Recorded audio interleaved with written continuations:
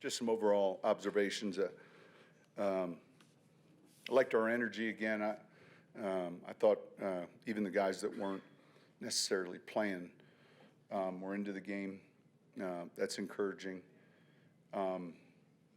Look, you can pick any number, and it's going to kind of give you the stat line. When you score on defense, you're going to have some success. I think we had 2 takeaways. We protected the ball. So overall, I was pleased with how we finished this preseason. We'll get a lot of film look on some guys, and then we begin that process the next 2 days relative to the roster.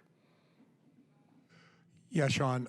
Stidham, 1 drive and a touchdown. Zach had 4 scores with 3 touchdowns. Both those guys look good. I was going to say, how do you go about? Will there be a lot of discussion, debate, evaluation? Yeah, listen, there'll be discussion on all these guys, but those guys both look good. Do you have an update on Damari Mathis? No, I think I do. The images were real positive, so I don't think it's anything significant. That's good news. The timing on those just at this point? I have no timing. I wouldn't give them to you either. Coach, you've talked about how winning is a habit, and you've got to build that in the preseason, especially with a young group. How important is it to kind of have built Look, that? I said it to him afterwards. Don't ever get tired of how it feels, to win. And granted, we're substituting groups, and we're needing to get different groups evaluated, and yet we still want to win. And I felt the energy. I think anybody who was on the sidelines, that part of it's encouraging. The guys that aren't in recognize how important it is for the guys that are in, and that's what you want from your team. Sean, kind of a more philosophical question. When you have veterans that you may be releasing in any given year, do you try to get those guys, noticed sooner so that either there's a trade or so they can hit the street and maybe have a chance to get on someone's 53? Does that factor in? No, I don't think today, tonight, tomorrow morning change. The league's plenty smart enough to it's never easy, this process, and it is what it is. I've been in it myself a number of times, formerly as a player. I can remember being real naive up in one team thinking they were going to start me, and I went in and I got cut, and I couldn't believe it. I think that, look, you have the 53, you have the practice squad. There's paths for decisions, and part of it is managing the roster. So George and I have met the better part of the last couple of weeks, each week relative to where we're at with certain decisions. I think we have a good handle on it. In terms of that, how much strategy goes into when you think who you can get down to the practice squad and who might get picked up? That's managing the roster. That when I use that term. Coach, what did Zach do well today in your mind? And will finances play a role in all the decision with the quarterback? No, I just heard it on the radio. We're not. No, we've got enough money to. I understand the question.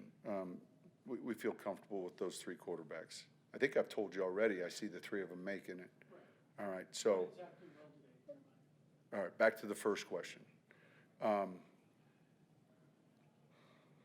Look, we had some impressive throws. The one shot play, in the hole to Brandon, and then he's got a live arm down the field. I thought he threw it away when it wasn't there. There were a couple sacks, but overall, we moved the ball.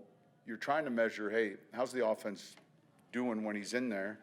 Plenty of time on the play clock, enough time to get in and out of plays if we need be, and I think.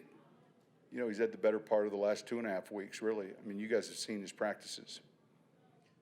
Coach, what do these next 48 hours for you look like, and how much time is spent on your roster compared to other available players that might be out there? Yeah, meetings in the morning, players come in then, tape, meetings again with George. There may or may not be some early waivers, and then Tuesday by 2. So a lot of tape. And then to the second part of your question, there's projected cuts from each team, but our ability to look, I think paying attention to that wire is important, and we've historically had success. That's where we found Taysom Hill. Midnight, 1:30 in the morning, whatever time it was, we're looking at one player, and you start looking at something. So hopefully we've got a good area or a foundation relative to, who it is that becomes available. And there's a handful of positions we might have more of an interest in if they were to unfold that way. So that's a lot in a short period of time. I understand that. But if we're doing our homework correctly, we should be on top of that. Coach, both Lavelle and Justin made some plays today at inside linebacker. Just as a whole, how would you assess that competition this summer? Well, there's been 3 of them all competing, and there's been some ups and downs. I think overall, those guys have been grinding. I grabbed Lavelle. I thought he had 2 bad plays and kind of got on him, and then, of course, he ends up with the interception. I think those guys have been competing. They're playing well in the kicking game. I think instinctually they have to come along a little bit more. Coach, is there anything, sorry, Sean, over here. Is there anything in particular that surprised you specifically about this preseason, or did things more or less go the way that you expected? Well, things never go how you expect overall. Did anything surprise me during the preseason? I don't know if there were any surprises. I would say I'm encouraged with not only the rookie class relative to the draft picks, but some of the new players that came in that were signed in free agency. And then overall, the makeup and chemistry of this team, I would say it's entirely different from a year ago. And so that's not a surprise, but it's something you notice, you feel, and that's encouraging. Sean, Brandon Johnson sure picked a good time to have his, best performance of the preseason. What have you seen from him? Because it seems like he just finds the end zone year after year. Yeah, I can't. I was encouraged. I thought he did a great job. He made some big plays. He's a big target. He's a great worker. And, again, one of those guys, it was great to see him have some opportunities. A lot of those guys stepped up. Virgil had some key receptions. Bandy's had a good camp.